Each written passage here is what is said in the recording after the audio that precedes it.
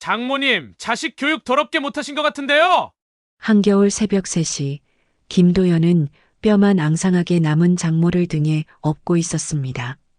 한때 재벌가의 안주인으로 수백억 재산을 관리하던 윤정희 여사가 지금은 딸의 남편 등에 매달려 자신의 집에서 도망치고 있었어요. 눈발이 날리는 정원을 가로지르며 도연은 숨소리조차 죽였습니다. 별채의 자물쇠는 이미 끊어져 있었고 본체에서는 아무도 이 탈출을 눈치채지 못하고 있었죠. 정의의 차가운 손이 도연의 어깨를 힘없이 잡고 있었습니다. 사연 시작하기 전에 구독과 따봉 누르시면 오늘 하루 대박 나실 거예요. 병원 복도에 놓인 의자들이 텅 비어 있었습니다. VIP 병동답게 조용하고 깨끗했지만 그 적막함이 오히려 정의의 외로움을 더욱 부각시켰죠. 윤정이는 침대에 누워 창밖을 바라보고 있었습니다. 겨울 햇살이 유리창을 통해 들어와 그녀의 창백한 얼굴을 비추고 있었어요. 투석 기계가 규칙적으로 돌아가는 소리만이 병실을 채우고 있었습니다. 일주일에 3번, 4시간씩 이 기계에 의존해야만 살아갈 수 있는 몸이 되었죠. 한때는 재벌가의 안주인으로서 수백 명의 직원을 거느리고 대저택을 관리했던 그녀였지만 지금은 이 작은 병실이 그녀의 세계였습니다. 그럼에도 그녀의 눈빛은 여전히 날카로웠고 누워있는 자세조차 품위를 잃지 않았어요. 10년 전 남편이 심장마비로 갑작스레 세상을 떠난 후 정희는 홀로 가문을 지켜왔습니다. 자식들을 모두 출가시키고 사회적 위치를 만들어 주었지만 정작 그녀가 쓰러졌을 때 아무도 곁에 없었죠. 큰아들은 대기업 부장이 되었다고 자랑스러워했지만 전화 한 통이 고작이었고 변호사가 된 딸은 법정 일정을 핑계로 병문안을 미뤘습니다. 해외에서 사업한다는 막내 아들은 돈 보내달라는 연락만 간간히 해올 뿐이었어요. 간호사가 들어와 혈압을 재고 나가자 정희는 다시 혼자가 되었습니다. 벽에 걸린 시계를 보니 오후 3시였죠. 오늘도 아무도 오지 않을 거라 생각하고 있을 때 문이 열렸습니다. 사위 도연이었습니다. 그의 손에는 보온병과 과일 바구니가 들려 장모님, 오늘 컨디션은 어떠신지요? 도연이 조심스럽게 침대 옆 의자에 앉으며 정중하게 물었습니다. 정희는 특유의 차분한 목소리로 대답했어요. 그럭저럭 버티고 있지. 자네 회사는 괜찮은가? 평일 낮에 이렇게 오면 눈치 보일 텐데. 점심시간 이용해서 왔습니다. 병원식이 입에 안 맞으실 것 같아서 집에서 미역국을 좀 끓여왔는데요. 도연이 보온병을 열자 구수한 미역국 냄새가 병실에 퍼졌습니다. 정희의 표정이 미세하게 부드러워졌죠. 자네 아내는 알고 있나? 남편이 장모병원에 자주 온다는 걸. 도연이 잠시 머뭇거리다가 대답했어요. 바쁘다고 하길래 제가 대신 온다고 했습니다. 거짓말하지 말게. 내 딸이 병원 오는 걸 달가워하지 않는다는 것쯤은 알고 있네. 정희의 단도직입적인 말에 도연은 아무 말도 하지 못했습니다. 정희가 이어 말했죠. 됐네. 자네라도 오니 다행이지. 간호사 부르지 말고 자네가 직접 좀 떠주게. 도연이 조심스럽게 국물을 떠서 정희에게 건넸습니다. 그녀는 품위 있게 천천히 국을 마셨어요. 이렇게 도연이 병원을 찾기 시작한 건 3달 전부터였습니다. 처음엔 아내 대신 서류를 가져다 주러 왔다가 정희가 혼자 투석받는 모습을 보고는 마음이 쓰였던 거죠. 그 후로 일주일에 2~3번은 꼭 들렀습니다. 자네 어머니도 신부전이었다고 들었네. 정희가 불쑥 말했습니다. 도연의 표정이 굳어졌어요. 어떻게 아셨습니까? 우리 집안에 들어올 때 당연히 조사가 들어가지. 10년 전에 돌아가셨다더군. 도연이 고개를 숙였습니다. 네, 마지막 1년은 투석 치료받으시다가. 그래서 자네가 이렇게 자주 오는 건가? 정희의 날카로운 시선이 도연을 관찰했습니다. 도연은 솔직하게 대답했어요. 어머니 투석 받으실 때 제가 곁에 있어드리지 못한 게 후회됩니다. 일 핑계로 병원에 자주 가지 못했거든요. 그 빚을 나한테 갚으려는 건가? 그런 건 아닙니다. 다만 장모님 혼자 계시는 게 안쓰러워서. 정희는 작게 콧방귀를 뀌었습니다. 안쓰럽다. 재벌가 며느리 남편이 할 소리는 아니지. 하지만 마음은 고맙네. 그날 이후로도 도연은 꾸준히 병원을 찾았습니다. 어떤 날은 점심시간에, 어떤 날은 퇴근 후에, 주말에는 오전부터 와서 투석이 끝날 때까지 기다렸죠. 정희는 겉으로는 무덤덤했지만 사위가 오는 날이면 아침부터 몸단장을 하고 기다렸습니다. 한 달이 지났을 무렵 정희가 새벽에 갑자기 가슴 통증을 호소했습니다. 당직 의사가 달려왔지만 정희는 보호자를 불러달라고 했죠. 간호사가 비상 연락망을 돌렸지만 새벽 3시에 받는 사람은 아무도 없었습니다. 큰아들은 전화를 받지 않았고 딸은 수면 모드로 해두었으며 막내는 해외라 연락이 안 됐어요.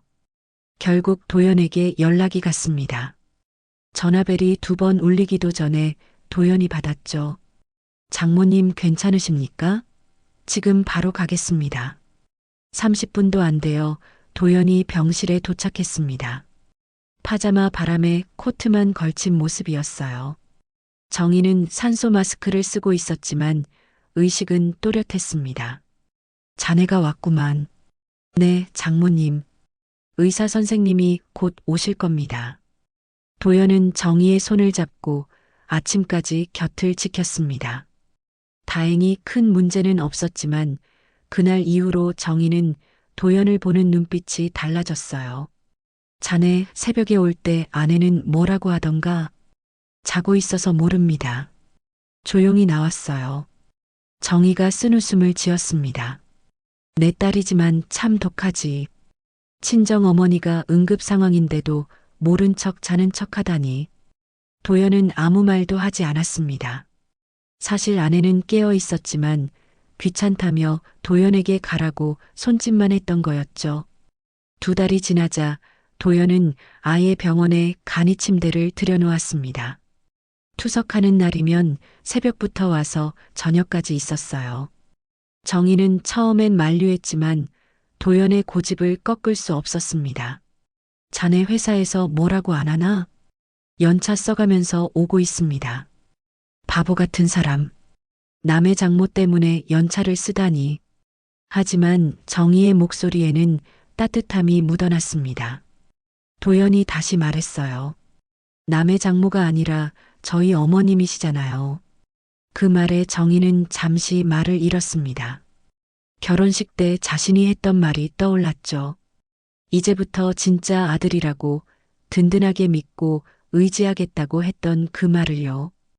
그때는 그저 인사치레였는데 이 사위는 진심으로 받아들인 모양이었습니다. 어느 날 정희가 투석을 받으며 도연에게 물었어요. 자네 혹시 내 재산이 목적은 아니겠지? 도연이 놀란 표정을 지었습니다. 정희가 웃으며 말했죠. 농담이네. 자네가 그런 인간이었다면 벌써 딸한테 이혼당했을 거야. 내 딸이 얼마나 눈이 높은데. 장모님도 농담이 늘으셨네요. 자네 덕분이지. 이 삭막한 병실에서 말동무라도 있으니 사람 사는 것 같네. 정희는 창밖을 바라보며 말을 이었습니다. 내가 죽고 나면 아마 난리가 날 거야. 자식들이 재산 싸움을 할 게 뻔하거든. 그런데 말이야, 자네는 거기 끼지 말게. 무슨 말씀을. 내가 살아온 세월이 얼마인데 사람 보는 눈은 있지. 자네는 욕심이 없어. 그게 장점이자 단점이야. 하지만 그래서 내가 자네를 믿는 거네. 그날 밤 정희는 오랜만에 편안하게 잠들었습니다. 옆에서 도연이 의자에 앉아 졸고 있는 모습을 보니 마음이 놓였죠. 자식들은 전화 한 통 없었지만 이 사위만큼은 매일 밤을 함께 지새워 주었습니다. 새벽녘 정희가 물을 찾아 깨어났을 때 도연은 바로 일어나 물컵을 건넸어요. 장모님, 목마르셨죠? 미리 준비해뒀습니다. 정희는 물을 마시며 도연을 바라보았습니다. 수염이 덥수룩하고 눈은 충혈되어 있었지만 그 모습이 오히려 든든했어요. 도연아. 정희가 처음으로 사위를 이름으로 불렀습니다. 도연이 놀란 눈으로 쳐다보았죠. 네, 장모님. 고맙네. 진심으로. 짧은 한마디였지만 그 안에는 많은 의미가 담겨 있었습니다. 재벌가의 안주인으로 평생 감정을 숨기고 살았던 정희가 처음으로 진심을 드러낸 순간이었죠. 도연은 정희의 손을 조심스럽게 잡으며 말했습니다. 장모님이 건강하게 태어나실 때까지 제가 옆에 있겠습니다. 정희는 고개를 끄덕였습니다. 이제 그녀에게 도연은 단순한 사위가 아니었어요. 자식보다 더 믿을 수 있는 진정한 가족이었습니다. 의료진 회의실에 정희의 주치의가 들어왔습니다. 테이블에는 정희의 검사 결과지가 빼곡히 놓여 있었죠. 의사의 표정이 심각했습니다. 윤정희 환자분 보호자시죠? 신장 기능이 급격히 떨어지고 있습니다.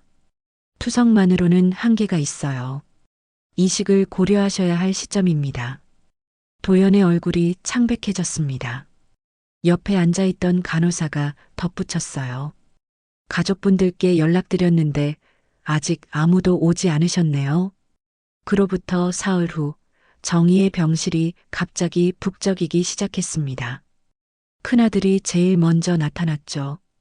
50대 중반의 그는 고급 정장을 입고 있었지만 눈빛은 초조해 보였어요. 어머니, 제가 왔습니다. 큰아들이 정희의 손을 잡으려 했지만 정희는 차갑게 손을 뺐습니다. 이제 와서 무슨 효자놀이냐? 병원비 더 달라고 하려고 왔나? 어머니, 그게 아니라 정말 걱정되어서.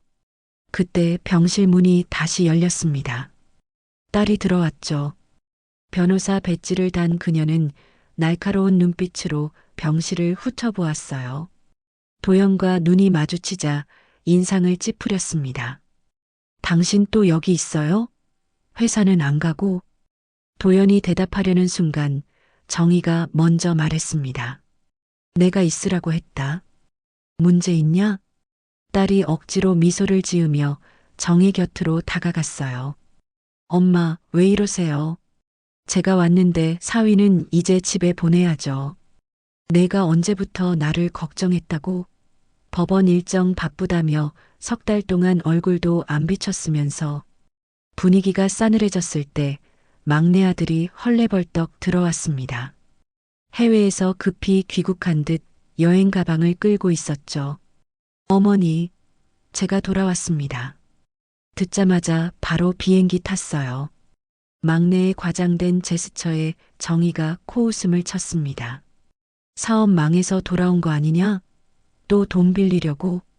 막내의 얼굴이 붉어졌지만 억지로 웃으며 말했어요. 어머니, 농담도 심하시네요.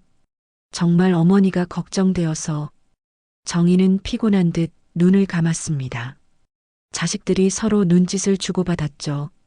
큰아들이 조심스럽게 입을 열었어요. 어머니, 주치의 선생님 말씀으로는 상태가 많이 안 좋으시다던데요. 그래서 유언장이나 재산 정리 같은 것도 미리 해두시는 게. 정희가 눈을 번쩍 떴습니다. 눈빛이 차가웠죠. 내가 아직 안 죽었는데 벌써 재산 나눠 갖겠다고 달려든 거냐? 그게 아니라 만약을 대비해서. 큰아들의 변명을 딸이 이어받았습니다. 엄마, 법적으로도 미리 정리해 두시는 게 좋아요. 상속세나 증여세 문제도 있고. 변호사 딸이 있으니 좋구나. 벌써 계산 다 해봤겠지? 딸의 얼굴이 굳어졌어요. 막내가 재빨리 끼어들었습니다. 어머니, 저희는 정말 어머니 걱정하는 거예요. 그래. 그럼 신장 이식 기증자 검사라도 받아볼 텐가? 병실이 조용해졌습니다. 자식들은 서로의 눈치만 살폈죠.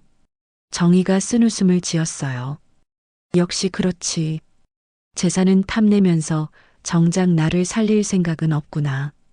큰아들이 황급히 변명했습니다. 어머니, 그게 아니라 저는 당뇨가 있어서. 나는 간염 보균자라서 안 돼요. 딸도 재빨리 핑계를 댔죠. 막내는 아예 말도 꺼내지 않았습니다. 그때 도연이 조용히 입을 열었어요. 제가 검사 받아보겠습니다. 모두가 도연을 돌아보았습니다. 딸이 날카롭게 쏘아붙였죠. 당신이 무슨 자격으로? 가족도 아닌데. 법적 가족 아니면 안 되나요? 전 장모님을 살리고 싶을 뿐입니다. 정희가 도연을 바라보았습니다. 그 눈빛에는 놀라움과 감동이 섞여 있었죠. 도연아, 그럴 필요 없어. 내 몸도 소중해. 장모님이 살아계셔야 저도 마음이 편합니다. 며칠 후 자식들은 더 자주 병원에 나타나기 시작했습니다. 하지만 그들의 관심사는 정희의 건강이 아니었어요. 큰아들은 정희가 잠든 사이 차트를 훔쳐보며 의사에게 물었습니다. 어머니가 얼마나 더 사실 수 있을까요? 의사는 불쾌한 표정을 지었죠. 환자분이 회복하실 수도 있습니다. 왜 그런 걸 물으시죠? 아, 그냥 마음의 준비를 해야 해서요. 딸은 더 노골적이었습니다. 병실에서 서류를 꺼내 정희에게 들이밀었어요. 엄마, 이거 미리 서명해 두세요. 의료 위임장이에요. 그게 뭔데? 엄마가 의식을 잃으시면 제가 대신 결정할 수 있는 권한을 주는 거예요. 정희가 서류를 찢어버렸습니다. 내가 아직 멀쩡한데 벌써 의식 잃을 걱정을 하고 있니? 막내는 아예 정희의 핸드백을 뒤지다가 도연에게 들켰습니다. 뭐 하시는 겁니까? 아, 그냥. 어머니 약 확인하려고. 약은 간호사실에 있습니다. 핸드백에 뭐가 있길래 뒤지시는 거죠? 막내가 당황하며 핸드백을 내려놓았어요. 정희가 그 광경을 지켜보고 있었죠. 어느 날 밤 자식들이 병실 밖 복도에 모여 수군거렸습니다. 도연이 화장실에 가는 척하며 그들의 대화를 엿들었어요. 형, 어머니 통장은 확인했어? 막내의 목소리였습니다. 큰아들이 대답했죠. 비서실 통해서 알아보는 중이야. 근데 부동산이 더 많을 거야. 건물 몇 채랑 땅도 있다던데. 그거 누가 받을지 미리 정해야 하지 않아? 딸이 끼어들었습니다. 법적으로는 균등 분할이 원칙이지만 기여도에 따라 달라질 수 있어. 난 어머니 법률 자문했으니까 더 받아야 해. 뭐, 내가 언제 어머니를 돌봤다고? 그럼 형은? 맨날 회사 핑계로 병원도 안 왔으면서. 그들의 말다툼이 점점 격해졌습니다. 도연은 조용히 병실로 돌아왔죠. 정희가 눈을 뜨고 있었어요. 다 들었나? 도연이 놀라 정희를 보았습니다. 정희가 씁쓸하게 웃었죠. 저 소리 들으려고 병실 문 열어놨어. 내 자식들이 어떤 놈들인지 똑똑히 보려고. 장모님, 도연아, 이제 알겠지? 내가 왜 자네를 더 믿는지. 다음 날 정희는 자식들을 모두 병실로 불렀습니다. 침대에 기대앉은 그녀의 표정은 위험 있었죠. 너희들이 내 재산을 어떻게 나눠 가질지 고민하는 소리 다 들었다. 자식들의 얼굴이 하얗게 질렸습니다. 어머니, 저희가 그런 게 아니라. 닥쳐라. 정희의 목소리가 차가웠어요. 내가 죽기만 기다리는 것들이 무슨 할 말이 있어? 너희는 이제부터 내 병실에 발도 들이지 마라. 어머니, 나가라고 했다. 도연이만 남고 다 나가. 자식들이 어쩔 수 없이 병실을 나갔습니다. 복도에서 또다시 말다툼이 시작됐죠. 다 내가 어머니 심기를 건드려서 이렇게 된 거야. 뭐, 형이 먼저 유원장 얘기 꺼냈잖아. 너희 둘 다 조용히 해. 이럴 때일수록 더 조심해야 돼. 딸이 두 사람을 말렸지만 그녀의 눈빛도 계산적이었습니다. 병실 안에서 정희가 도연의 손을 잡았어요. 도연아, 앞으로 더 힘들어질 거야. 저것들이 가만히 있지 않을 테니까. 괜찮습니다, 장모님. 제가 지켜드릴게요. 정희는 도연을 물끄러미 바라보았습니다. 이 사위만이 유일하게 믿을 수 있는 사람이었죠. 재산이 아닌 자신을 걱정하는 단 한 사람이었습니다.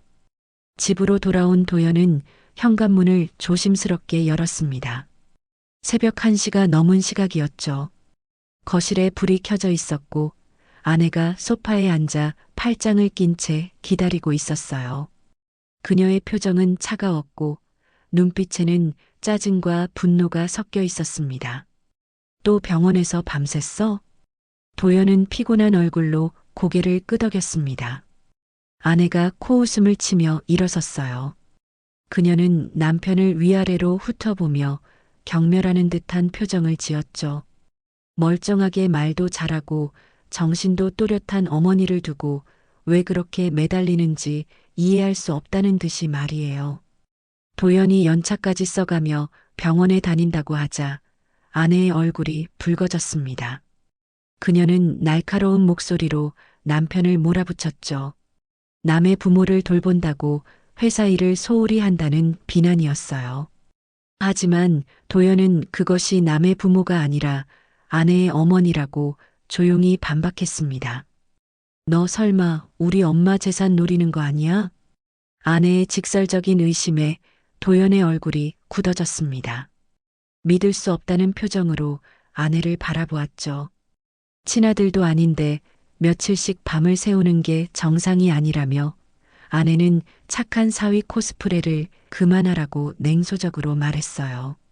도연은 돌아가신 어머니에 대한 후회를 조심스럽게 꺼냈지만 아내는 그것마저도 비웃었습니다. 죄책감을 자기 엄마한테 푸는 거냐며 심리치료나 받으라고 조롱했죠. 도연은 더 이상 말하지 않았습니다. 아내와의 대화가 평행선을 달리고 있다는 걸 알았으니까요. 다음 날 아침 도연이 병원에 가려고 준비하자 아내가 현관문을 막아섰습니다. 그녀의 눈빛은 단호했어요. 오늘은 가지 말라는 명령이었죠. 도연이 투석하는 날이라고 설명해도 소용없었습니다. 병원에 간호사들이 많으니 굳이 남편이 갈 필요가 없다는 거였어요. 아내는 갑자기 집안 재산 얘기를 꺼냈습니다. 건물 6채에 땅도 엄청나고 현금 자산도 수백억이라며 평범한 회사원인 남편이 그런 재산 앞에서 욕심이 안 날 리 없다고 단정했죠. 도연의 얼굴이 창백해졌습니다. 분노가 치밀어 올랐지만 겨우 참았어요. 그럼 증명해. 오늘부터 병원에 가지 마. 아내의 최후 통첩이었습니다. 하지만 도연은 그날 저녁 결국 병원으로 향했어요. 투석을 받으며 힘들어하는 장모의 모습을 외면할 수 없었던 거죠. 정희는 도연이 늦게 온 이유를 단번에 알아챘습니다. 날카로운 눈빛으로 사위를 관찰하더니 딸과 싸웠냐고 단도직입적으로 물었어요. 재산 노린다고 의심받았을 거라며 한숨을 쉬었죠. 자기 딸이지만 정말 독하다고 병수바라는 남편한테 그런 의심을 한다며 미안해했습니다. 며칠 후 딸이 서류 뭉치를 들고 병실에 나타났습니다. 재산관리 위임장이었죠. 어머니가 거동이 불편하니 자신이 대신 관리하겠다는 명목이었어요. 정희는 서류를 훑어보고는 차갑게 거절했습니다. 아직 멀쩡한데 벌써 재산관리권을 넘기라는 게 말이 되냐는 거였죠. 도연이 조심스럽게 끼어들자 딸이 날카롭게 쏘아붙였습니다. 너 뭔데 끼어들어? 우리 집안일이야. 그녀의 눈빛은 차가웠고 목소리에는 경멸이 담겨 있었어요. 법적인 문제는 자신이 전문가라며 남편을 무시했죠. 겉으로는 착한 척하면서 뒤로는 계산기 두드리는 사람이라고 대놓고 비난했습니다. 정희가 딸을 꾸짖고 서류를 돌려보냈지만 모녀 사이의 갈등은 깊어만 갔어요. 도연은 조용히 병실을 나와 복도에서 한숨을 쉬었습니다. 그때 핸드폰이 울렸죠. 아내였습니다. 오늘 안 들어오면 이혼 서류 준비할 거야. 전화는 일방적으로 끊겼습니다. 도연은 망연자실 복도에 서 있었어요. 한쪽에서는 장모를 지켜야 했고 다른 쪽에서는 아내가 이혼을 들먹이고 있었죠. 병실로 돌아가니 정희가 혼자 누워 있었습니다. 복도까지 들렸던 전화 내용을 알고 있었던 정희는 사위의 손을 잡았어요. 자신 때문에 부부 사이가 틀어진 것에 대해 미안해했지만 동시에 도연만이 자신을 진심으로 대한다는 확신을 갖고 있었죠. 도연아, 자네만 믿어도 되겠지? 정희의 간절한 물음에 도연은 고개를 끄덕였습니다. 장모를 지켜드리겠다는 약속이었어요. 그날 밤 도연은 집에 돌아가지 않았습니다. 아내의 협박에도 불구하고 병원에 남았죠. 의자에 앉아 정희가 잠든 모습을 지켜보며 생각에 잠겼어요. 부부 사이는 이미 돌이킬 수 없을 정도로 갈라지고 있었습니다. 하지만 이상하게도 장모와의 신뢰는 더욱 깊어지고 있었죠. 핸드폰에는 아내가 보낸 문자들이 쌓여갔습니다. 욕설과 협박이 섞인 메시지들이었어요. 당장 집으로 돌아오지 않으면 변호사를 선임하겠다는 내용도 있었죠. 도연은 핸드폰을 꺼버렸습니다. 지금 이 순간 그에게 가장 중요한 건 곁에서 자신을 필요로 하는 이 노인을 지키는 일이었으니까요. 새벽녘 정희가 물을 찾으며 깨어났습니다. 도연이 곧바로 일어나 물컵을 건넸어요. 정희는 의자에서 밤을 샌 사위를 바라보며 눈시울이 붉어졌습니다. 아직도 여기 있었나? 네, 장모님 곁에 있겠다고 약속했잖아요. 정희는 도연의 손을 꼭 잡았습니다. 거칠고 지친 손이었지만 그 손이 주는 온기는 그 어떤 것보다 따뜻했어요. 자신의 친자식들은 재산만 노리고 있었지만 이 사위만은 달랐습니다. 아무런 대가 없이 오직 진심으로 자신을 돌보고 있었죠. 고마워. 자네가 진짜 내 아들이었으면 좋았을 텐데. 정희의 진심 어린 한마디에 도연은 아무 말도 하지 못했습니다. 병실 창밖으로 동이 트고 있었어요. 새로운 날이 시작되고 있었지만 도연의 결혼 생활은 이미 끝나가고 있었죠. 하지만 그는 후회하지 않았습니다. 적어도 이번에는 곁을 지켜야 할 사람 곁에 있었으니까요. 병원에서 퇴원한 지 일주일이 지났습니다. 정희는 저택으로 돌아왔지만 집은 더 이상 안식처가 아니었어요. 자식들이 교대로 집에 머물며 정희를 감시하기 시작했죠. 표면적으로는 어머니를 돌본다는 명목이었지만 실상은 달랐습니다. 아침 식사 시간 정희는 식탁에 놓인 죽을 바라보며 미간을 찌푸렸습니다. 맑은 죽에는 영양분이라고는 찾아볼 수 없었어요. 큰아들이 옆에서 감시하듯 지켜보고 있었죠. 의사가 소화 잘 되는 걸로 드시라고 했다는 핑계였지만 정희는 알고 있었습니다. 신부전 환자에게 필요한 단백질과 영양소를 일부러 제한하고 있다는 거리요. 점심과 저녁도 마찬가지였습니다. 김치 몇 조각과 나물 반찬이 전부였죠. 정희가 고기 반찬을 요구해도 자식들은 신장에 무리가 간다며 거절했어요. 하지만 그들이 식당에서 먹는 음식은 달랐습니다. 스테이크와 와인을 즐기면서도 어머니에게는 죽만 먹였죠. 더 심각한 건 약이었습니다. 막내 아들이 약을 관리한다며 모든 처방약을 가져갔어요. 정희가 약을 달라고 하면 막내는 알약 몇 개만 건넸습니다. 그것도 원래 처방된 것과는 다른 약이었죠. 정희가 항의해도 소용없었어요. 착각하시는 거라며 능청스럽게 웃을 뿐이었습니다. 투석 일정도 엉망이 되었습니다. 일주일에 3번 받아야 하는 투석을 자식들이 계속 미뤘어요. 회사 일이 바쁘다. 법원에 가야 한다. 출장이 잡혔다는 핑계가 끝없이 이어졌죠. 결국 일주일에 한 번, 많아야 두 번만 투석을 받게 되었습니다. 정희의 몸은 급격히 나빠졌어요. 부종이 심해지고 숨쉬기도 힘들어졌습니다. 독소가 몸에 쌓여 의식도 흐릿해지기 시작했죠. 그러던 어느 날 도연이 저택을 찾아왔습니다. 딸이 현관에서 그를 막아섰어요. 너 여기 왜 왔어? 장모님 뵈러 왔어. 병원에서 퇴원하신 후로 한 번도 못 뵀잖아. 딸이 차갑게 웃었습니다. 우리 엄마는 우리가 잘 돌보고 있어.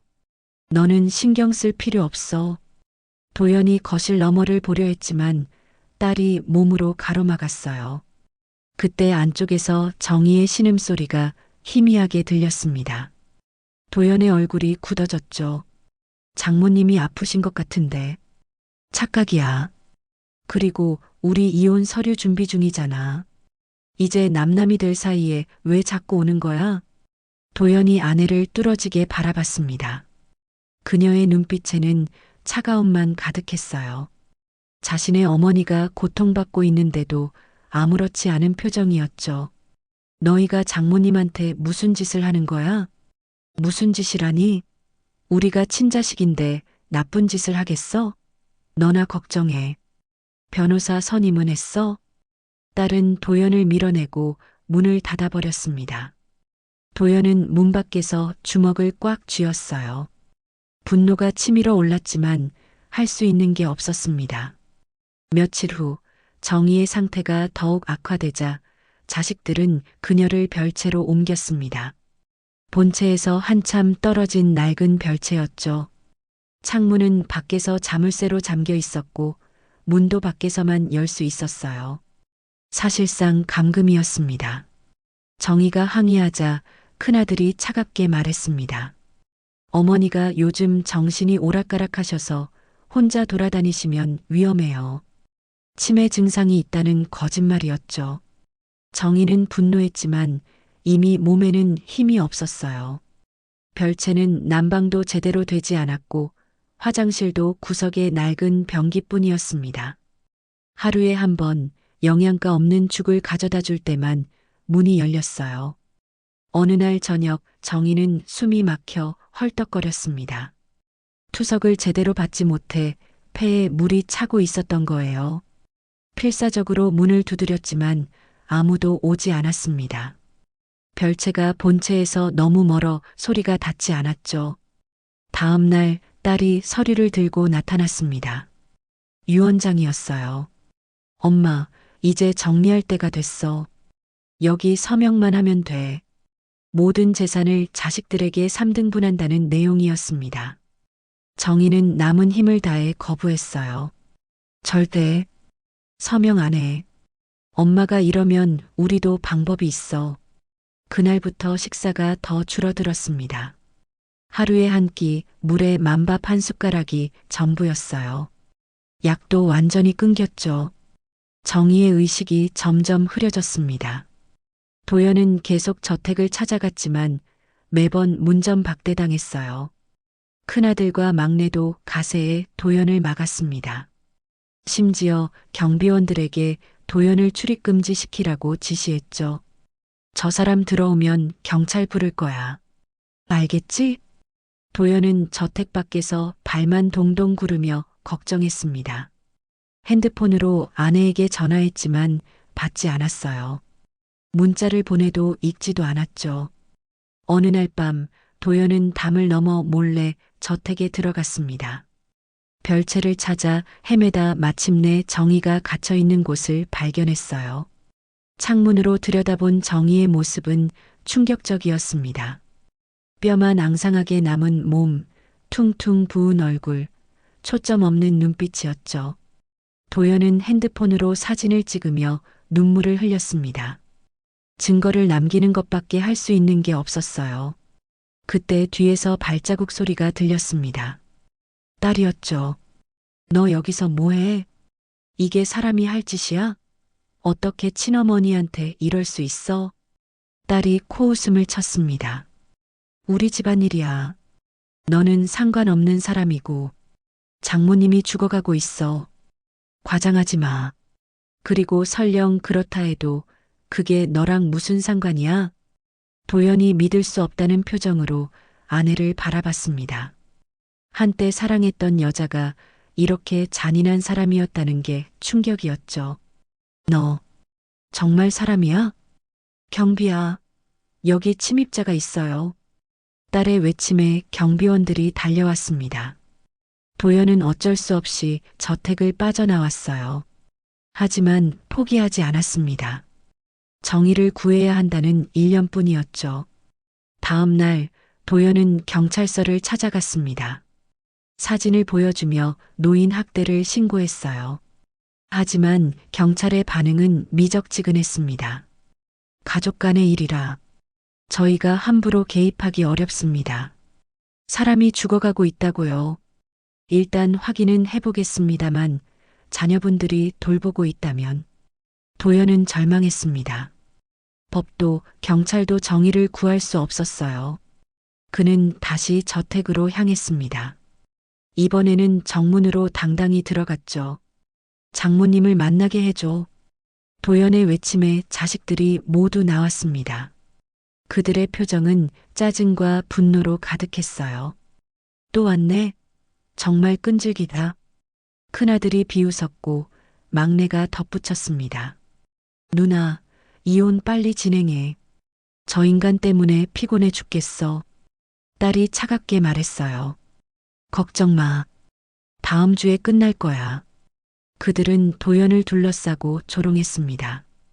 어머니가 별채에서 죽어가고 있는데도 자식들은 오히려 도연을 비난했죠. 도연은 주먹을 떨며 분노했지만 홀로 맞서기엔 역부족이었어요. 너희가 반드시 대가를 치르게 될 거야. 도연의 경고에 자식들은 웃었습니다. 뭘 할 수 있는데? 넌 이제 아무것도 아니야. 딸의 말이 비수처럼 꽂혔습니다. 도연은 돌아섰어요. 하지만 포기한 건 아니었죠.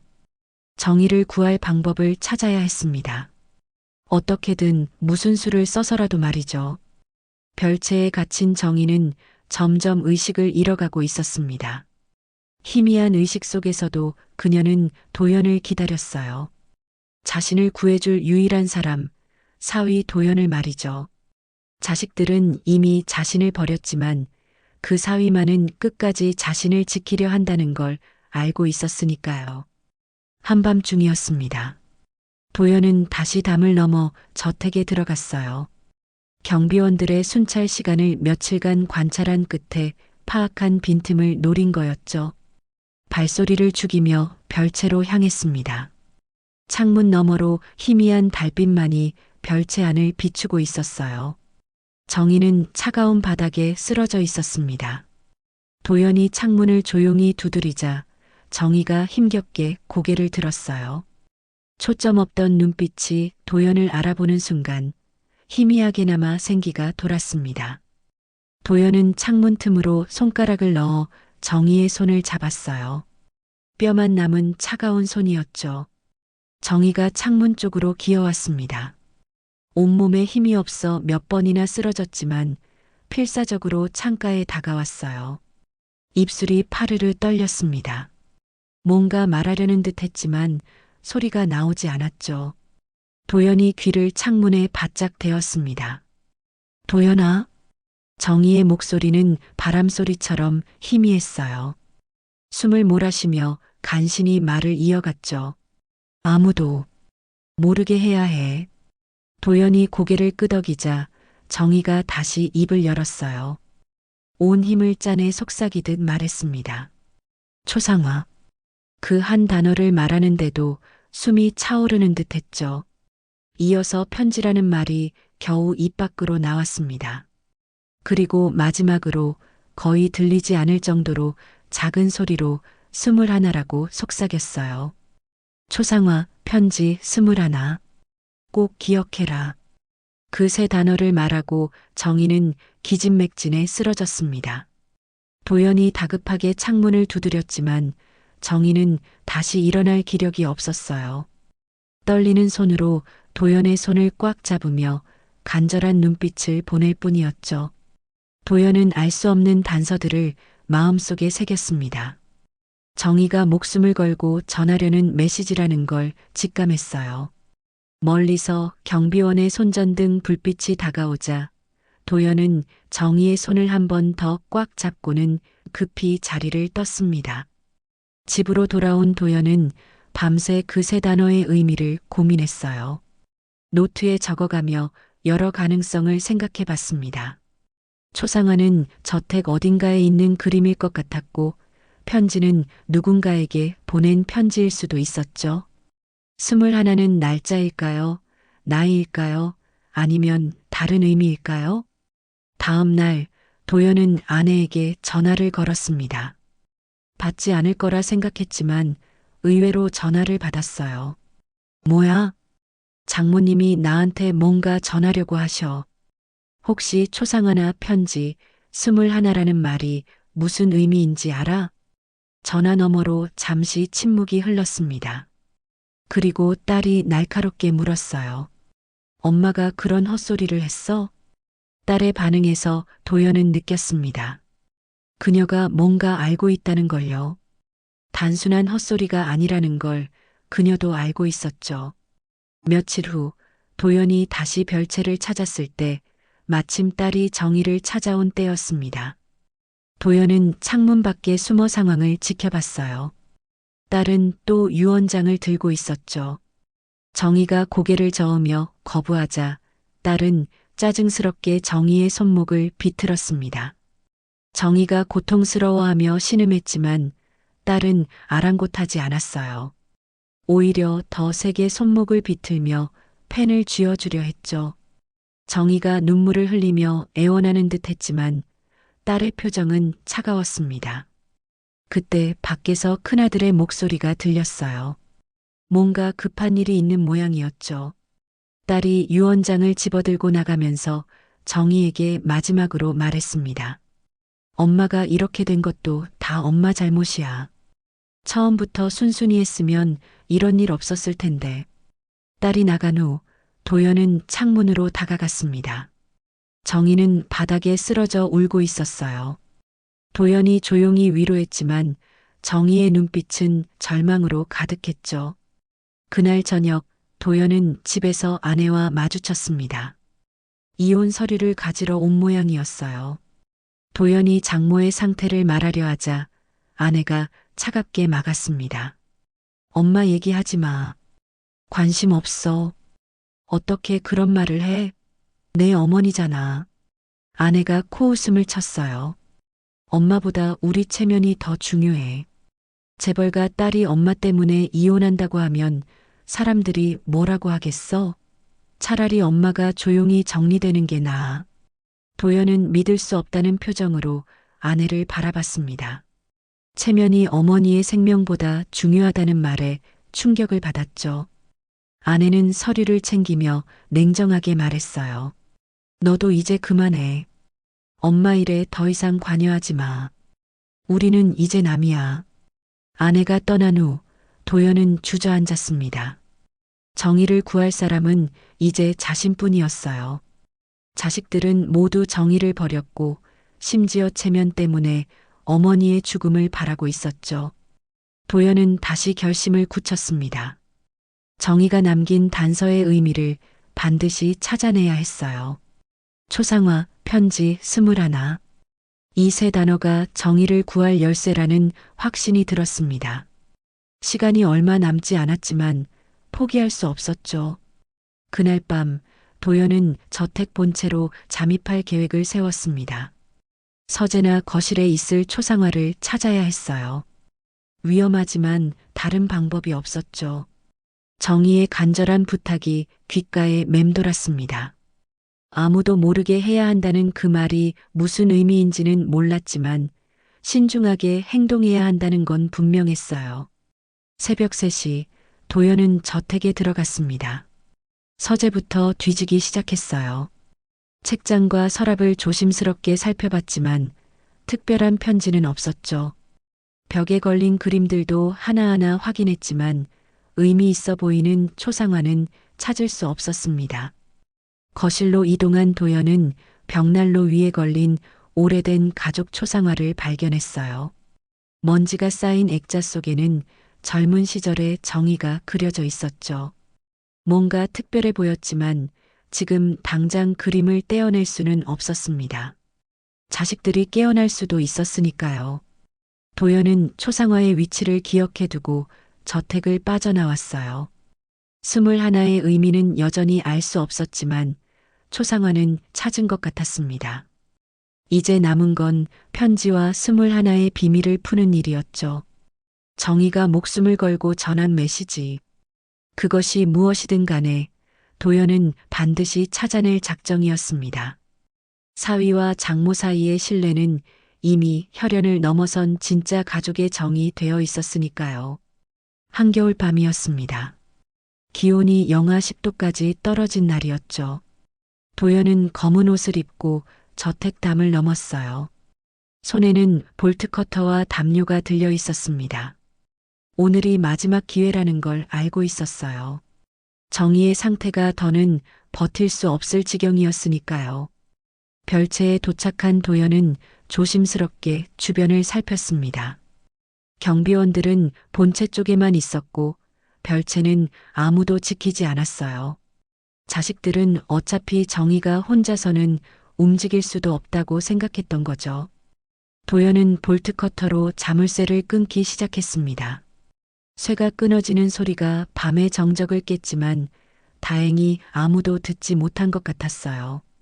문이 열리자 썩은 냄새와 함께 차가운 공기가 쏟아져 나왔습니다. 도연은 손전등을 켜고 안으로 들어갔어요. 정희는 구석에 쓰러져 있었습니다. 숨소리조차 희미했죠. 도연이 다가가 정희를 조심스럽게 안아들었어요. 장모님, 제가 왔어요. 이제 여기서 나가요. 정희가 힘겹게 눈을 떴습니다. 도연을 알아본 그녀의 눈에서 눈물이 흘렀어요. 말을 하려 했지만 소리가 나오지 않았죠.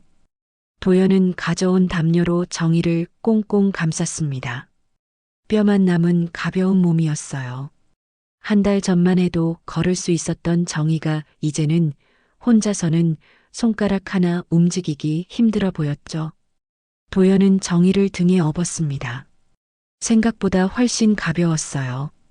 얼마나 굶었으면 이렇게 됐을까 하는 생각에 분노가 치밀었지만 지금은 빨리 빠져나가는 게 급선무였죠. 조심스럽게 별채를 나와 정원을 가로질렀습니다. 눈이 내리기 시작했어요.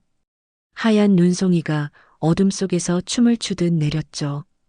발자국이 눈 위에 선명하게 남았지만 계속 내리는 눈이 곧 흔적을 지워줄 거였습니다.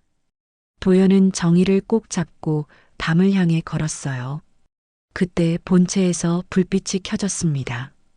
도연은 나무 뒤에 몸을 숨겼어요. 심장이 미친 듯이 뛰었죠. 누군가 창문 너머로 정원을 내다보는 것 같았습니다. 큰아들인지 딸인지 알 수 없었지만 한참을 서성이다 다시 들어갔어요. 도연은 안도의 한숨을 쉬며 다시 움직였습니다. 담에 도착했지만 문제가 있었어요.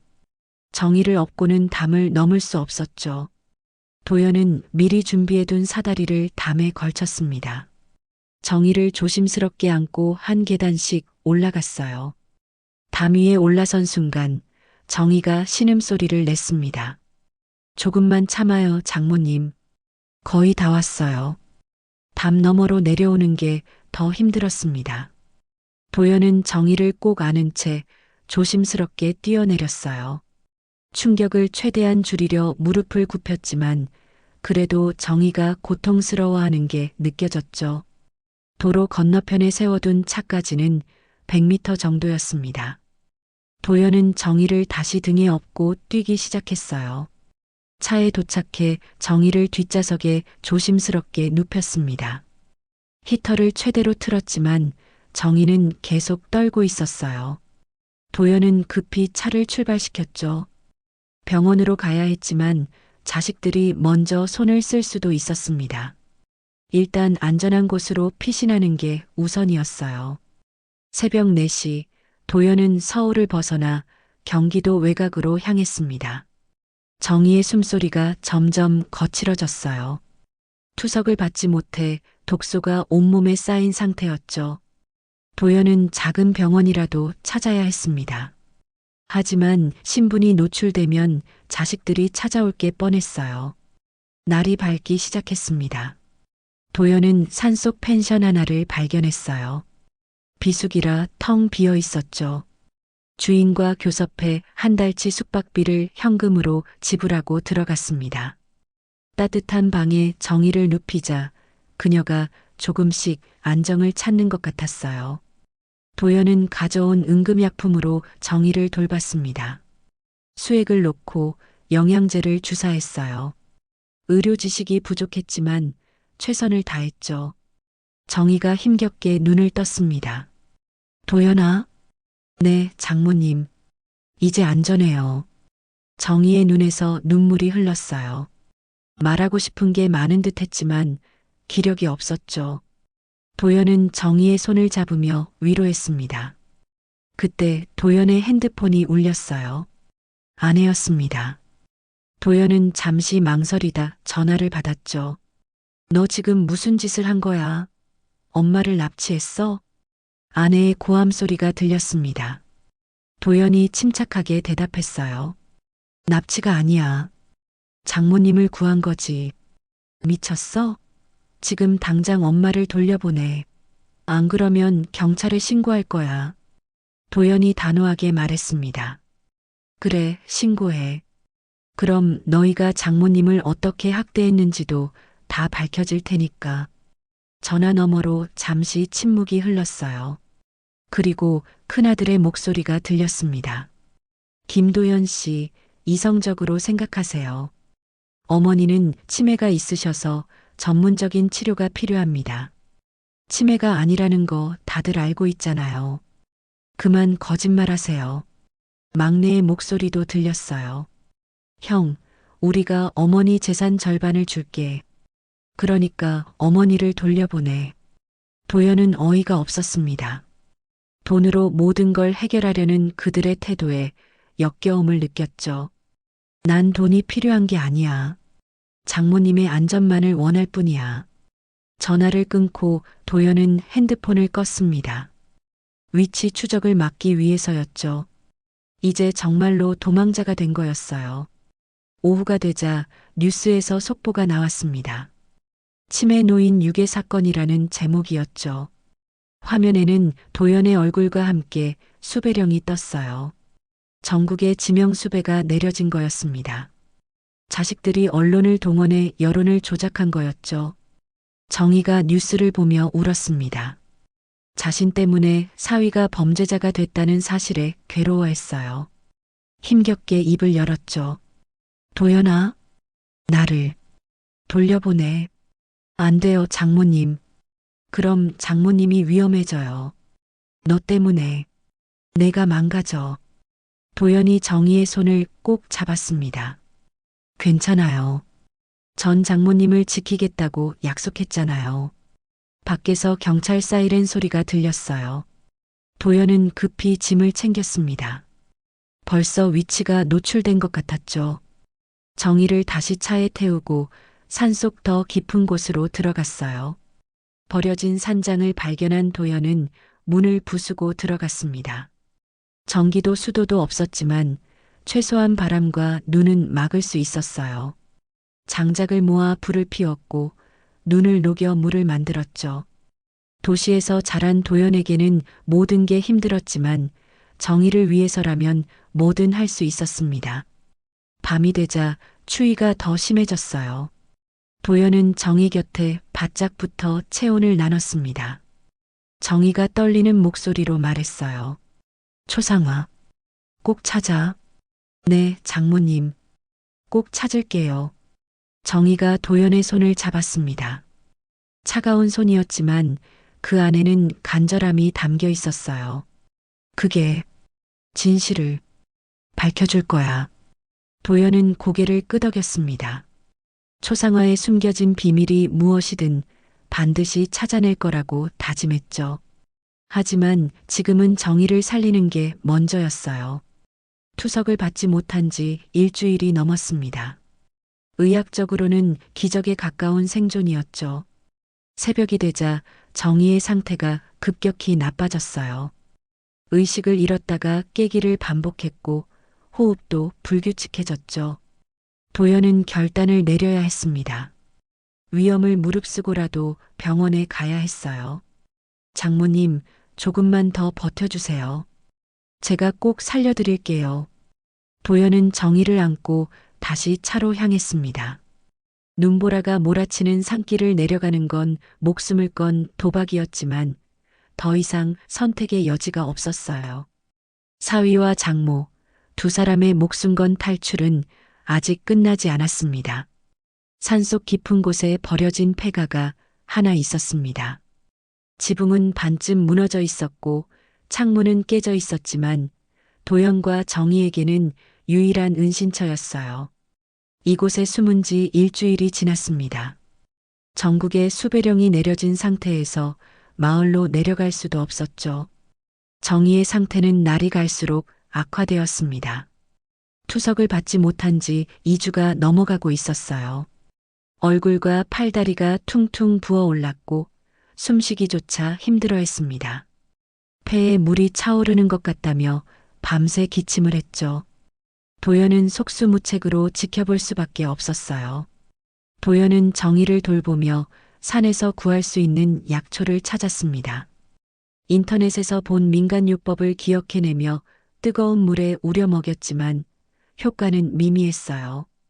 신부전 말기 환자에게 필요한 건 투석기와 전문 의료진이었지 약초가 아니었으니까요.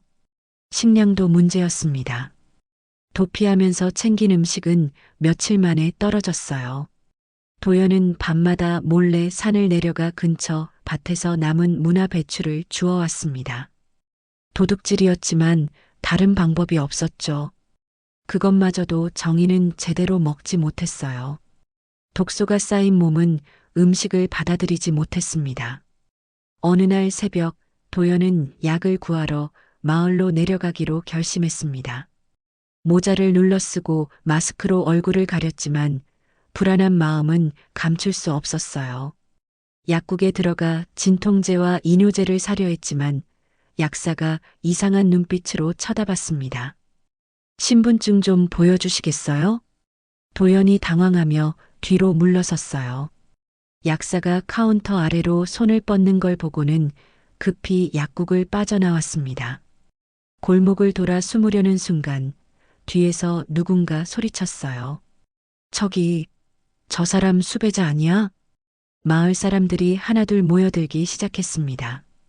도연은 필사적으로 달렸어요. 발이 걸려 넘어지고 다시 일어나 뛰기를 반복했죠. 겨우 산속으로 도망쳤지만 이제 이 마을도 안전하지 않았습니다. 폐가로 돌아온 도연은 절망했어요. 약도 구하지 못했고 신분도 거의 노출됐습니다. 정희는 의식이 흐릿한 상태로 누워 있었죠. 도연이 물을 떠먹이려 했지만 정희는 삼키지도 못하고 뱉어냈어요. 장모님, 정신 차리세요. 포기하시면 안 돼요. 정희가 힘겹게 눈을 떴습니다. 초점 없는 눈빛이었지만 도연을 알아보는 것 같았어요. 떨리는 손으로 도연의 손을 잡으며 무언가 말하려 했지만 소리는 나오지 않았죠. 그날 밤 비가 내리기 시작했습니다. 무너진 지붕 사이로 빗물이 쏟아졌어요. 도연은 비닐과 담요로 정희를 감싸 비를 막았지만 습기와 추위는 막을 수 없었습니다.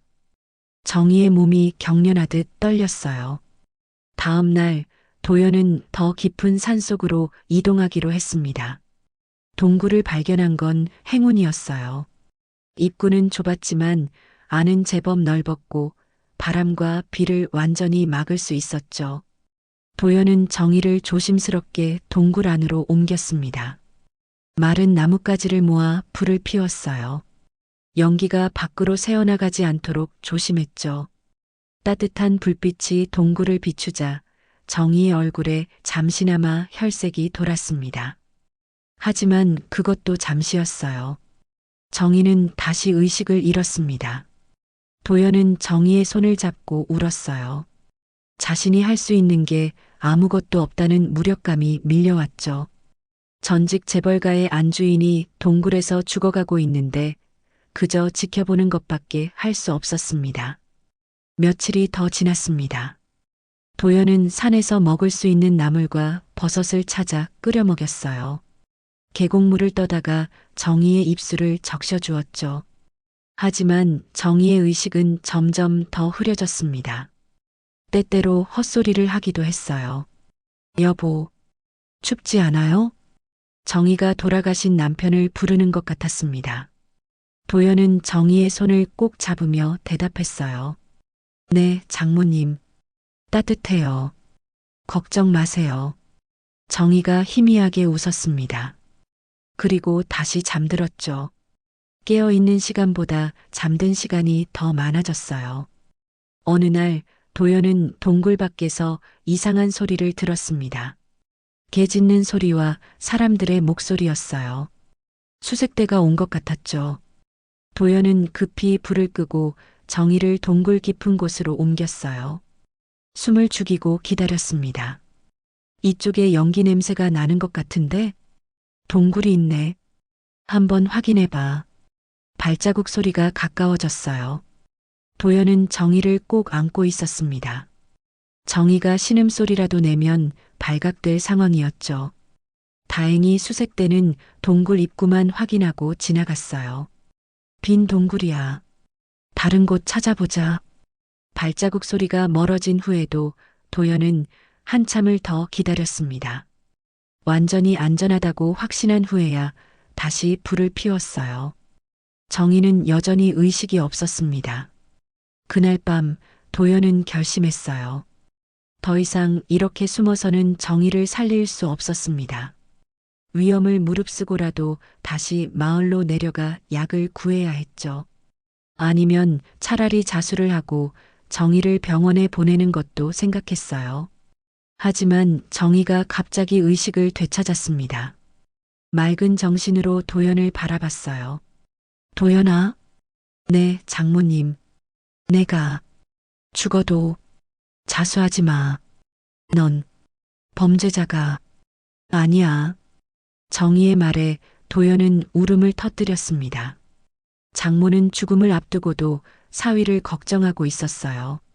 아직 포기하시면 안 돼요. 제가 꼭 살려드릴게요. 정희가 고개를 저었습니다. 이미 늦었어. 난 알아. 하지만 넌 살아야 해. 그리고 진실을 밝혀줘. 정희는 다시 초상화 얘기를 꺼냈어요. 편지와 스물 하나도 다시 언급했죠. 그것이 자신의 유언이라도 되는 것처럼 간절했습니다. 바깥에서 다시 헬리콥터 소리가 들렸어요. 수색이 강화되고 있었죠. 도연과 정희, 두 도망자의 시간은 얼마 남지 않은 것 같았습니다. 동굴 안에서 서로를 의지하며 버티고 있었지만 끝이 다가오고 있다는 걸 둘 다 느끼고 있었어요. 도연은 정희의 손을 잡고 약속했습니다. 장모님, 제가 꼭 진실을 밝힐게요. 그리고 장모님도 꼭 살아서 그 순간을 보셔야 해요. 정희는 힘없이 미소 지었습니다. 동굴 밖에서는 겨울바람이 울부짖고 있었고 안에서는 두 사람이 서로의 온기로 버티고 있었어요. 세상에서 가장 외로운 도망자들이었지만 적어도 서로가 있어 외롭지는 않았습니다. 동굴 안에서 밤을 지새우며 도연은 계속 생각에 잠겼습니다. 초상화, 편지, 21. 정희가 목숨을 걸고 전한 이 세 단어가 머릿속을 떠나지 않았어요. 불빛에 비친 동굴 벽을 바라보며 그 의미를 하나하나 곱씹었습니다. 정희가 또다시 의식을 잃었다 깨어나기를 반복하고 있었어요. 깨어있을 때마다 도연을 보며 무언가 말하려 했지만 기력이 없어 제대로 된 말을 하지 못했죠. 다만 간절한 눈빛으로 도연을 바라볼 뿐이었습니다. 도연은 노트에 세 단어를 적고 또 적었어요. 초상화는 분명 저택 어딘가에 있을 거였습니다. 거실 벽난로 위에 걸려있던 정희의 젊은 시절 초상화가 떠올랐어요. 먼지가 쌓여있던 오래된 그림이었죠. 평소에는 아무도 신경 쓰지 않던 그림이었는데 혹시 그 안에 뭔가 숨겨진 게 있는 걸까요? 편지는 더욱 수수께끼였습니다. 정희가 쓴 편지일까요? 받은 편지일까요? 도연은 정희가 서재 책상 서랍에 오래된 편지들을 보관하던 걸 기억했어요. 가끔 그것들을 꺼내 읽으며 추억에 잠기곤 했죠. 혹시 그 중에 특별한 의미가 있는 편지가 있는 걸까요? 21라는 숫자도 이해하기 어려웠어요. 날짜를 의미하는 걸까요? 21일? 아니면 나이?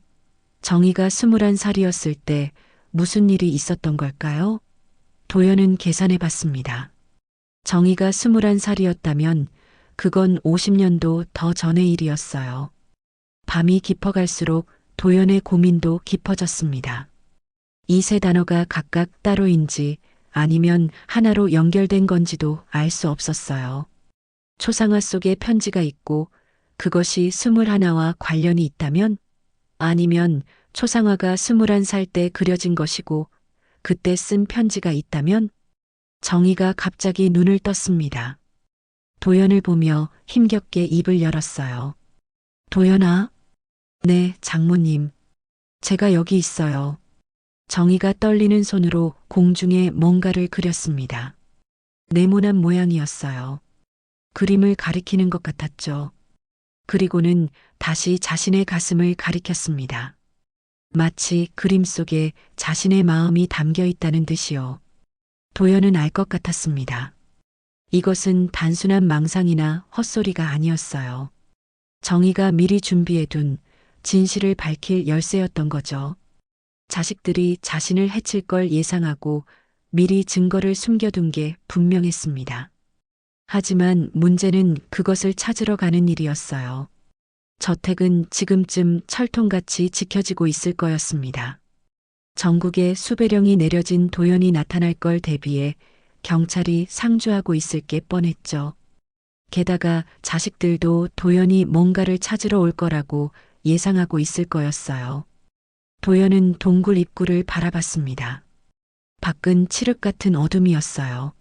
정희를 혼자 두고 갈 수는 없었지만 이대로 있을 수도 없었습니다. 정희의 상태는 시간이 갈수록 악화되고 있었어요. 진실을 밝혀 정희의 명예를 회복시키려면 그 증거를 찾아야 했죠. 며칠을 더 고민했습니다. 그 사이 정희는 거의 의식을 잃은 상태였어요. 가끔 깨어나도 도연을 알아보지 못할 때가 많았죠. 시간이 얼마 남지 않았다는 게 분명했습니다. 도연은 저택의 구조를 노트에 그려가며 잠입 경로를 계획했어요. 정문은 불가능하고 뒤편 담장에 무너진 곳으로 들어가야 했죠. 정원을 지나 본체로 가는 길도 경비를 피해야 했습니다. 거실의 초상화를 확인하고 서재의 편지도 찾아야 했어요.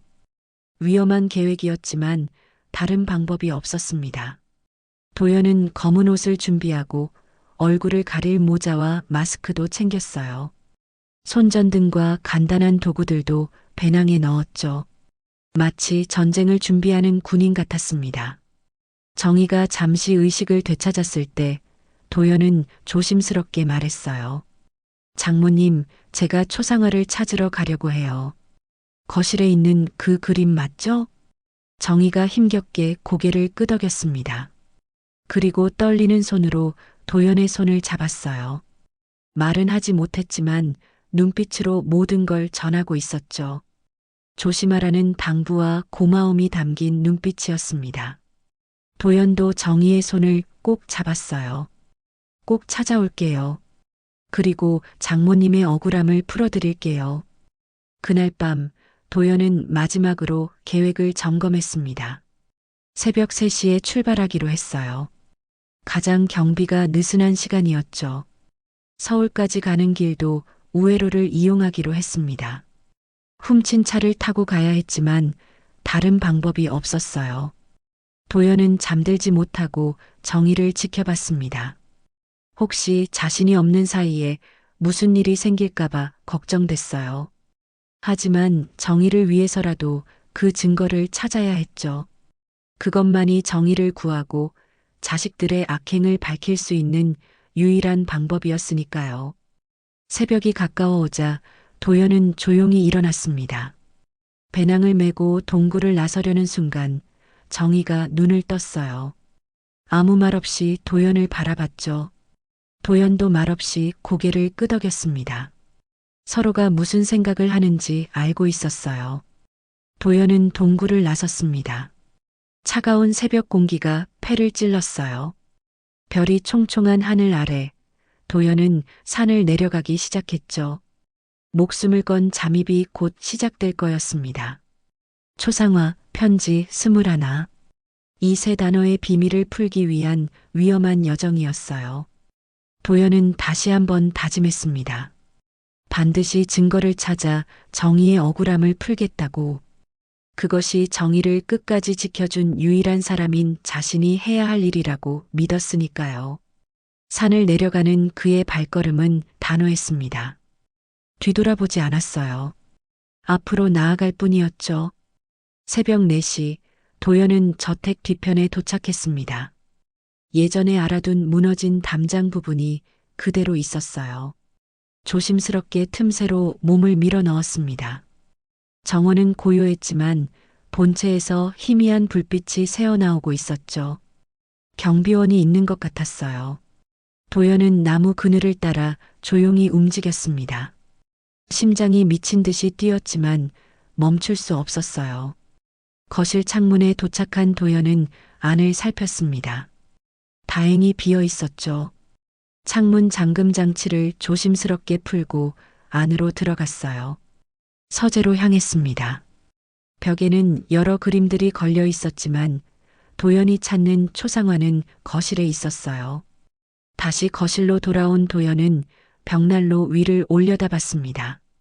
먼지가 쌓인 오래된 가족 초상화가 걸려 있었죠. 초상화를 자세히 살펴봤어요. 젊은 시절의 정의와 돌아가신 남편, 그리고 어린 자식들이 그려져 있었습니다. 평범해 보이는 유화였지만 도연은 뭔가 이상한 점을 발견했어요. 액자가 다른 그림들보다 두꺼웠던 거죠. 도연은 의자를 가져와 올라섰습니다. 초상화를 조심스럽게 벽에서 떼어냈어요. 무거웠습니다. 뒷면을 살펴보니 액자 프레임이 이중으로 되어 있었어요. 손가락으로 더듬어 보니 작은 틈이 있었습니다. 칼을 이용해 조심스럽게 틈을 벌렸어요. 그 안에서 뭔가가 나왔습니다. 작은 금속 장치였죠. 그리고 그 안에는 봉투가 들어 있었어요. 봉투 위에는 선명하게 숫자가 적혀 있었습니다. 21, 21. 바로 이거였어요. 도연은 떨리는 손으로 봉투를 열었습니다. 안에는 여러 장의 편지가 들어 있었어요. 정의의 자필이었죠. 날짜별로 정리된 편지들이었습니다. 첫 번째 편지를 펼쳤어요. 3개월 전 날짜가 적혀 있었습니다. 정의가 자식들의 이상한 행동을 눈치채기 시작했을 때였죠. 오늘 큰아들이 내 약을 바꿔치기 했다. 내가 모를 줄 알았겠지만 약의 색깔이 달랐다. 왜 자식이 어머니에게 이런 짓을 하는지 모르겠다. 두 번째 편지에는 더 충격적인 내용이 있었어요. 딸이 재산관리 위임장을 들고 왔다. 거절하자 화를 내며 나를 치매 환자 취급했다. 내 정신은 멀쩡한데 왜 이러는지 모르겠다. 막내도 가세에 나를 압박했다. 편지들은 계속 이어졌습니다. 투석을 막는 것, 음식에 약을 타는 것, 별채에 감금하려는 계획까지 모두 기록되어 있었어요. 정의가 자신에게 일어날 일을 예상하고 미리 증거를 남긴 거였죠. 마지막 편지가 가장 중요했습니다. 정의의 유언장이었어요.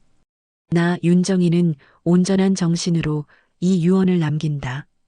내 자식들은 나를 학대하고 재산을 빼앗으려 했다. 그들에게는 단 한 푼도 남기지 않겠다. 내 모든 재산은 나를 끝까지 지켜준 사위 김도연에게 위탁한다. 그가 내 재산을 관리하며 진정으로 도움이 필요한 사람들을 위해 써주길 바란다. 유 원장 아래에는 정희의 서명과 도장이 찍혀 있었어요. 날짜는 2달 전이었죠. 자식들이 본격적으로 학대를 시작하기 전 정희가 모든 걸 예견하고 준비한 거였습니다. 도연은 편지들을 다시 봉투에 넣었어요. 이것으로 모든 진실을 밝힐 수 있었습니다. 하지만 그때 위층에서 발자국 소리가 들렸어요. 누군가 깨어난 것 같았죠. 도연은 급히 초상화를 제자리에 걸고 봉투를 품에 넣었습니다. 계단을 내려오는 소리가 들렸어요. 큰아들의 목소리였습니다. 이상한 소리가 들리는데 혹시 도둑이 든 건 아니야? 도연은 창문으로 빠져나갔어요. 정원을 가로질러 뛰었지만 이미 집안이 발칵 뒤집힌 것 같았습니다. 불이 하나둘 켜지기 시작했죠. 초상화가 움직인 흔적이 있어. 딸의 날카로운 목소리가 들렸어요. 그들도 초상화에 뭔가가 있다는 걸 알고 있었던 모양이었죠. 빨리 경찰에 신고해. 도연이가 왔던 게 분명해. 도연은 담장을 넘어 달렸습니다. 봉투를 꼭 품에 안고 있었어요. 이것만 있으면 모든 걸 뒤집을 수 있었죠. 멀리서 경찰 사이렌 소리가 들려왔지만 도연은 이미 준비해둔 차에 올라탔습니다. 산으로 돌아가는 길은 위험했어요. 경찰이 곳곳에 검문소를 설치하고 있을 게 분명했죠. 도연은 우회로를 택했습니다. 새벽 어둠을 이용해 작은 길들로만 움직였어요. 해가 뜰 무렵 도연은 겨우 동굴에 도착했습니다. 정희는 여전히 누워 있었어요. 숨소리가 더 약해진 것 같았죠.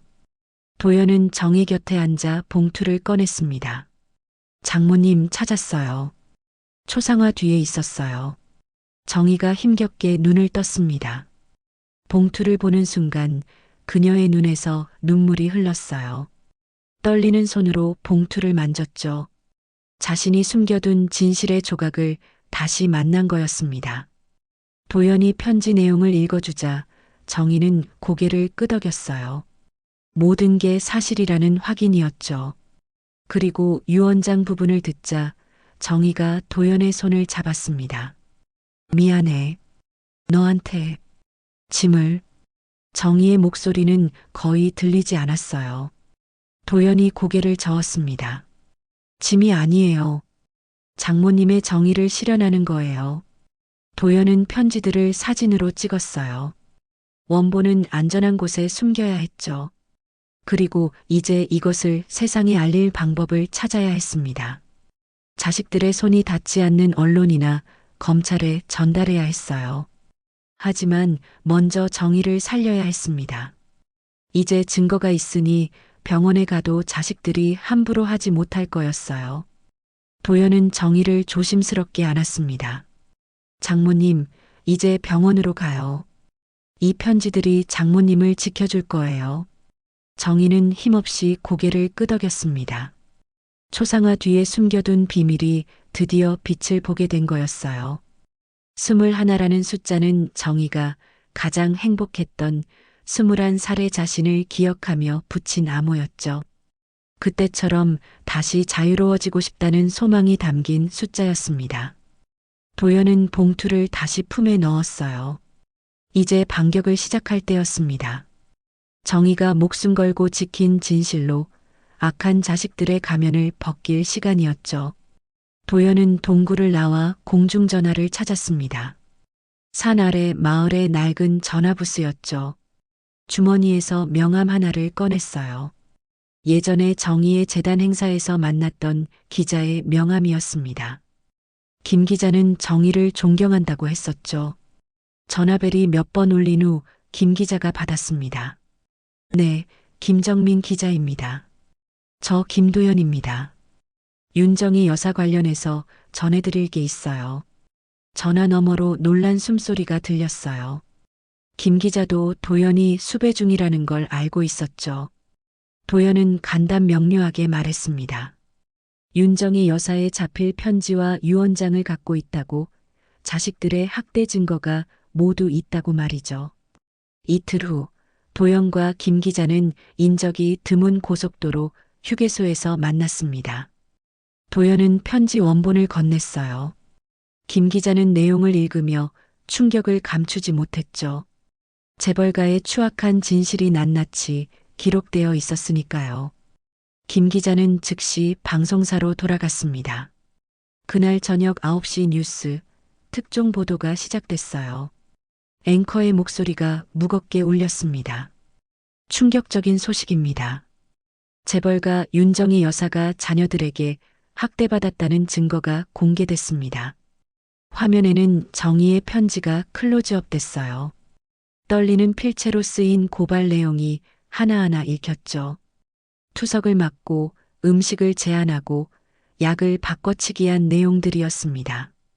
시청자들은 경악했어요. 방송은 계속됐습니다. 정희가 별채에 감금됐던 사실, 강제로 유 원장에 서명하라고 압박받은 일들이 공개됐죠. 그리고 마지막에 정희의 진짜 유 원장이 나왔습니다. 내 모든 재산은 나를 끝까지 지켜준 사위 김도연에게 위탁한다. 이 한 문장이 전국을 뒤흔들었어요. 재벌가의 막대한 재산이 자식들이 아닌 사위에게 간다는 사실도 충격이었지만 그 이유가 더 충격이었죠. 자식들의 학대를 피해 사위만이 어머니를 지켰다는 사실 말이에요. 방송이 나간 직후 여론은 폭발했습니다. 인터넷은 분노한 댓글들로 가득 찼어요. 재벌가 자식들을 규탄하는 목소리가 높아졌죠. 언론사마다 후속 보도를 쏟아냈고 검찰도 즉각 수사에 착수했습니다. 자식들은 당황했어요. 큰아들은 급히 기자회견을 열었지만 변명은 통하지 않았습니다. 어머니가 치매에 걸렸다는 주장도 도연이 조작했다는 주장도 먹히지 않았어요. 정의에 잡힐 편지가 모든 걸 증명했으니까요. 딸은 변호사 자격증을 반납해야 했습니다. 법조계는 그녀를 추방했어요. 어머니를 학대한 변호사를 용납할 수 없었죠. 그녀가 근무하던 로펌도 즉시 해고를 통보했습니다.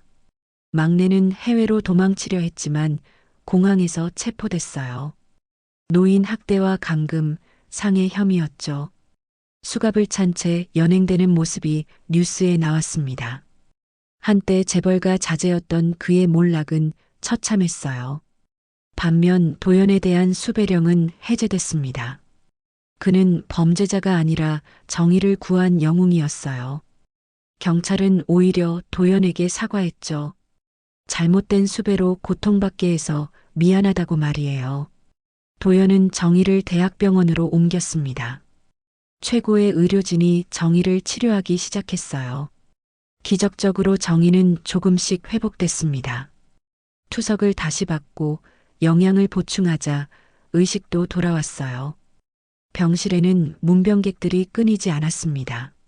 정의를 존경하는 사람들, 그녀가 도왔던 사람들이 찾아왔어요. 반대로 자식들은 병원 출입이 금지됐습니다. 법원의 접근 금지 명령이 내려진 거였죠. 정의가 의식을 완전히 회복한 날, 도연은 유 원장을 들고 왔어요. 장모님, 이 유 원장 때문에 부담스러우신 거 알아요. 제가 재산을 원하는 게 아니라는 것도 아시죠? 정의가 약하게 미소 지었습니다.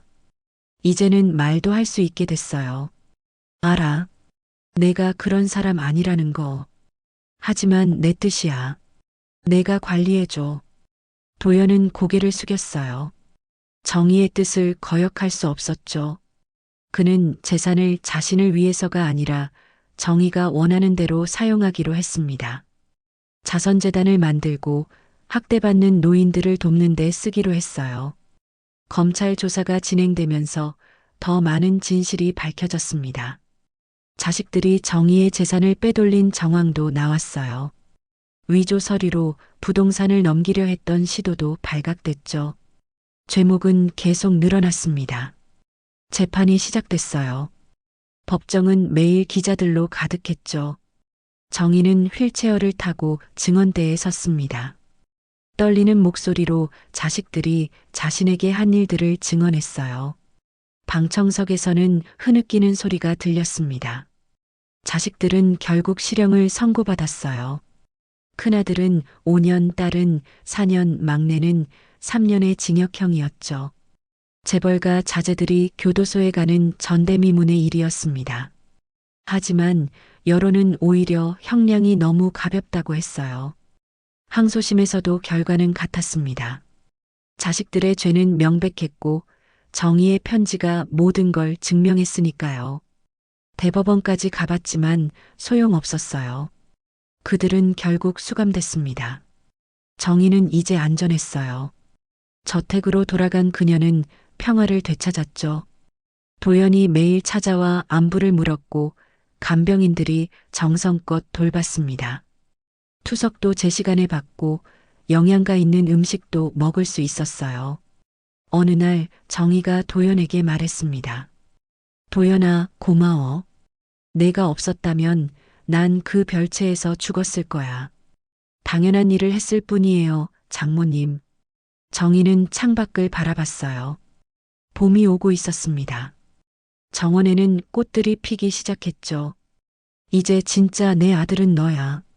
서류상으로도 그렇게 하고 싶은데. 도연이 놀라 정희를 봤어요. 정희가 진지한 표정으로 말했죠. 양자로 들어와 줄래? 그럼 내가 정식으로 이 집안의 상속자가 돼. 도연은 잠시 생각하다가 고개를 저었습니다. 전 장모님의 사위로 남고 싶어요. 그게 우리 관계의 진실이니까요. 정희는 도연의 손을 잡았어요. 따뜻한 온기가 전해졌죠. 그래, 내 말이 맞아. 우린 이미 진짜 가족이니까. 언론은 이 사건을 계속 다뤘습니다. 노인 학대의 심각성을 알리는 계기가 됐어요. 법도 바뀌었죠. 노인 학대에 대한 처벌이 강화됐고 신고 의무도 확대됐습니다. 정희와 도연의 이야기는 많은 사람들에게 감동을 줬어요. 피가 섞이지 않아도 진짜 가족이 될 수 있다는 것, 때로는 남이 혈육보다 더 가까울 수 있다는 걸 보여줬으니까요. 자식들은 출소 후에도 정희에게 접근할 수 없었습니다. 영구 접근 금지 명령이 내려졌거든요. 사회적으로도 매장됐죠. 아무도 그들과 거래하려 하지 않았고 친구들도 등을 돌렸습니다. 정희는 여생을 평화롭게 보냈어요.